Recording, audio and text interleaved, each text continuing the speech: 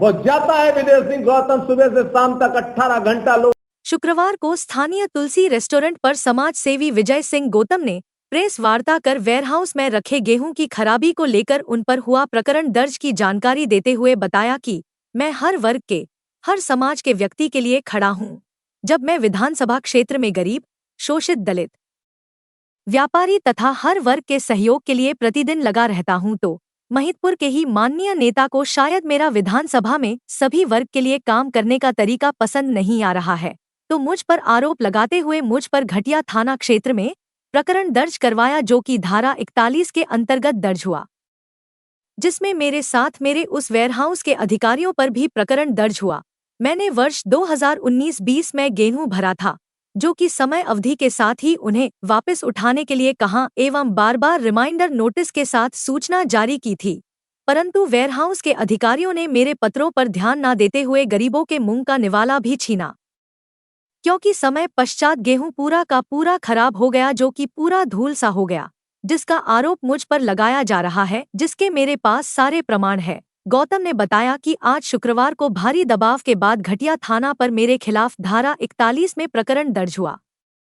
देखिए, मैं विजय सिंह गौतम एक सामाजिक कार्यकर्ता हूं और महिदपुर विधानसभा में जो नेक काम करने चाहिए, जो गरीबों के लिए, दलितों के लिए, शोषितों के लिए और पीड़ितों के लिए, मैंने अपने जीवन का एक उद्देश्य बनाया है कि मैं मेरा जीवन जिंदगी के साथ भी और जिंदगी के बाद भी मेरे जीवन में मैं वो काम करके जाऊं कि लोग मुझे इस जीवन में भी याद रखें और मैं मर जाऊं तब भी याद रखें।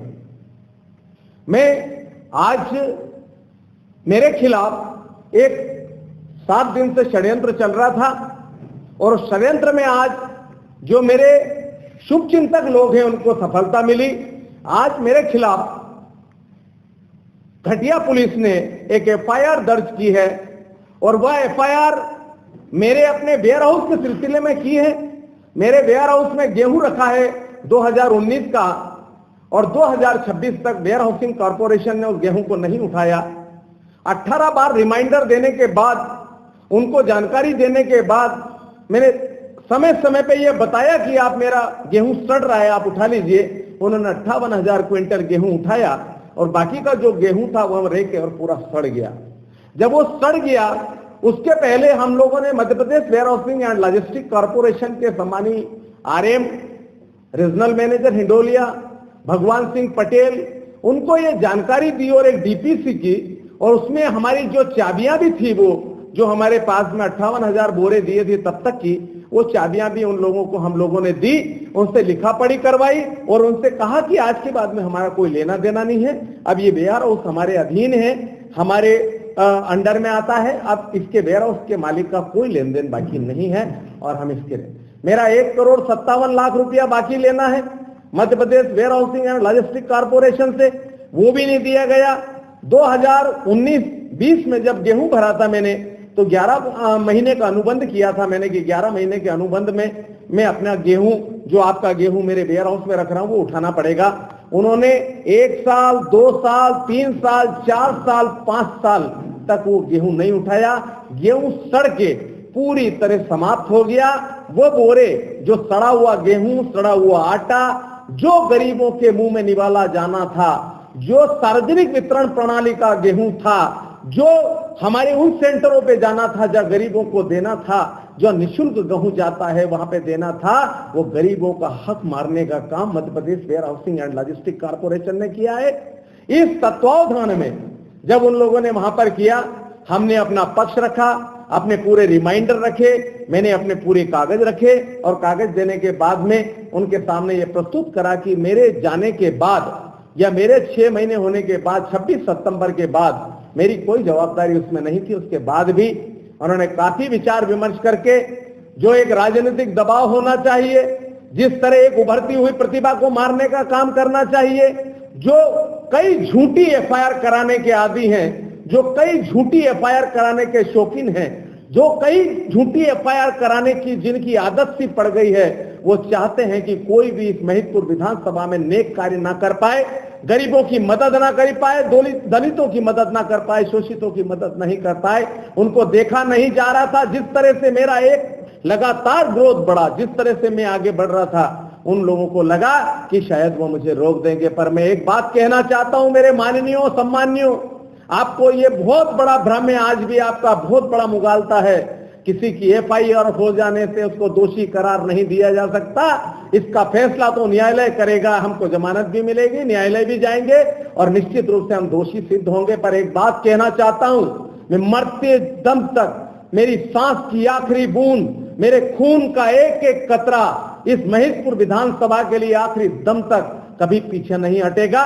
मैं अपने लोक कल्याण और लोक सेवा के कामों के और गरीबों की मदद करने के लिए अपने आप को भी स्वाहा और समाप्त कर लूंगा, ये मेरा वचन है। मैं क्षत्रिय हूं, मैं राजपूत हूं, अगर जो कह दिया सो करता हूं और निश्चित रूप से मैं उसका सामना करूंगा।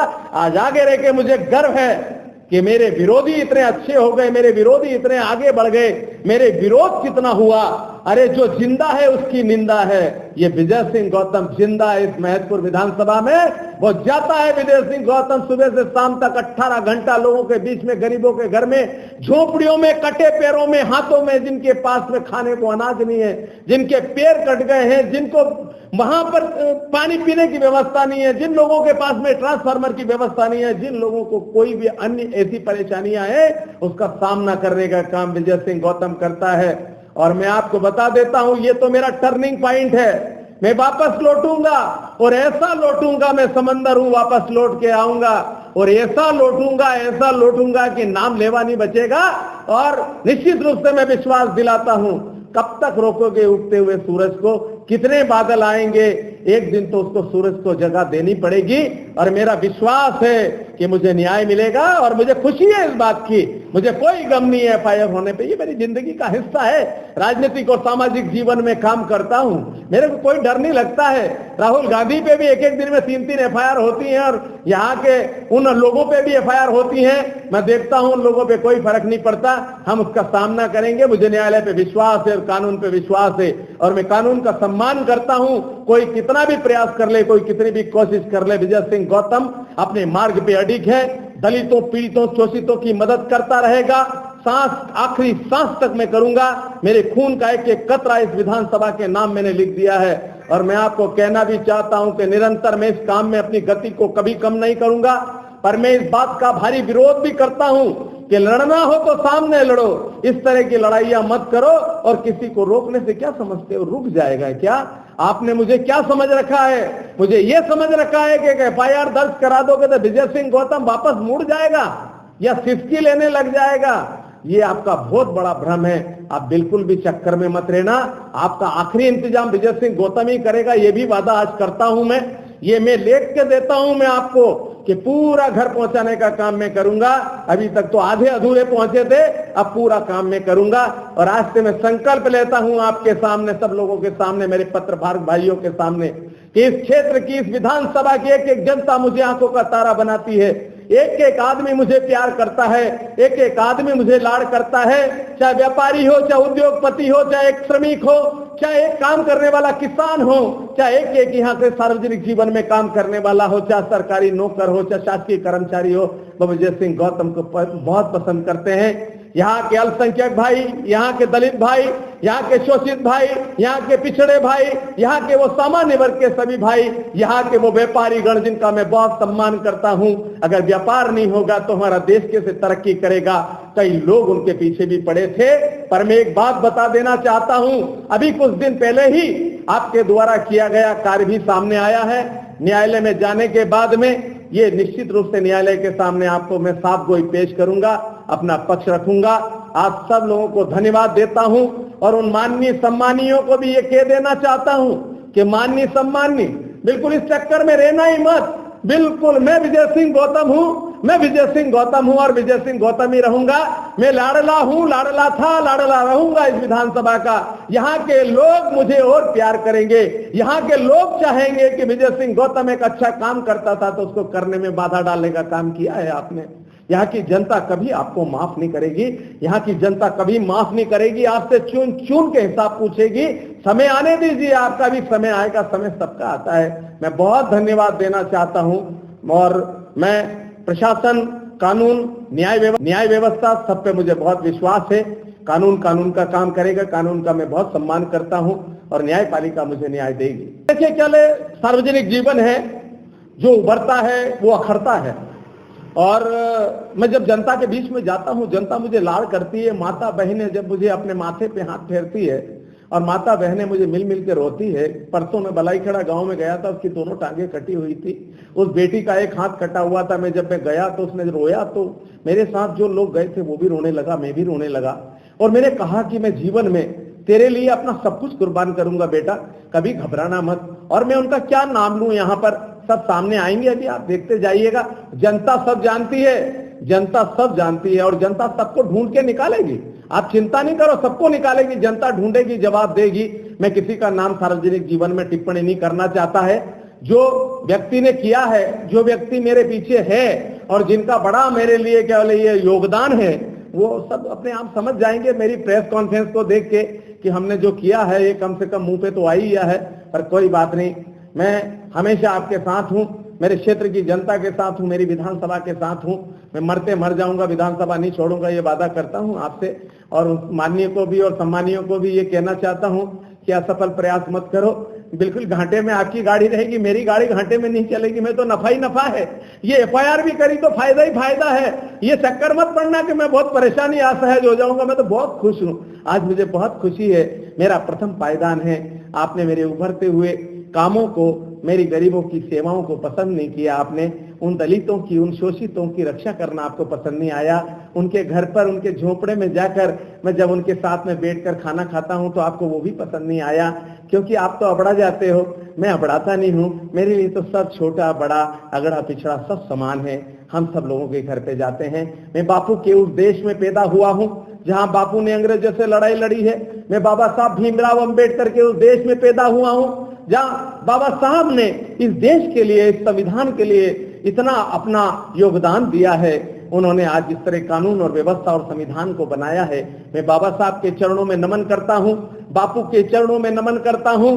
इसी गांधीवादी सिद्धांतों से मैं निरंतर आगे बढ़ता जाऊंगा, उनके बताए हुए आदर्शों और मार्गों पे चलूंगा और निरंतर मैं अपने कर्मों को जारी रखूंगा। अच्छा तो एक सवाल आपसे हो रहे कि इस वेयर हाउस मामले के अंदर में किसी अधिकारी के ऊपर भी कोई कार्रवाई हुई? देखिए, दोषी तो पूरा लॉजिस्टिक कॉर्पोरेशन है। किसान तो एक मुर्गी का बच्चा है, चाहे जिसने जिसपे भी करा पकड़ो और उसको काट दो। तो निश्चित रूप से वो तो मेरे पास ही आए थे, हम लोगों की एफआईआर करने आए थे। जिन लोगों ने भी भेजा था वो तो मैंने फिर उनको भी साथ में लिया कि तुम अकेले कैसे हो और मैं अकेला कैसा हूं, साथ में चलेंगे भाई। तुम कैसे वो भागीदार नहीं हो? तुम्हारी गलती से आज पूरा गेहूं सड़ गया, तुम्हारी गलती से आज क्या बोले जो गरीबों का निवाला जाना था वो आज पूरी तरह समाप्त हुआ। मेरे देश का नुकसान हुआ, मेरे राज्य का नुकसान हुआ, मेरी विधानसभा का नुकसान हुआ। और उन गरीबों के पास में जो अनाज जाना चाहिए था, जिनके घरों में चूल्हा जलता है, वो आज अनाज समाप्त हो गया, जो किसी काम का नहीं रहा। आज राख हो गया, भूसा हो गया, आटा हो गया। आज अगर हम धरती पे उसको फेंकते हैं, आप अगर वहां खड़े हो जाओ तो अगर वेयर हाउस में से निकलोगे तो पूरे सफेद होकर निकलोगे। तो मेरे लिए उन सब चीजों का, और उन पे क्या 2 सस्पेंड किए हैं। एक रीजनल मैनेजर अभी बिल्कुल रिक्वेस्ट किया, कलेक्टर साहब ने मेरी बात मानी और उन्होंने ये कहा कि डीपीसी होने के बाद तो दोषी विजय सिंह गौतम नहीं है और डीपीसी होने के बाद दोषी वेयर हाउसिंग कारपोरेशन है। और भी लोगों पे कार्रवाई होने वाली है। मैंने वो भी आगे लिखा है, माननीय मुख्यमंत्री जी को भी न्याय के लिए लिखा है और आगे भी मैं कार्रवाई कर रहा हूं और हाई कोर्ट भी जा रहा हूं। तो निश्चित रूप से वो सब सामने आपको देखने को मिलेगा कि किसने गलती की है और किसने गलती नहीं की है। उसका फैसला तो क्या बोले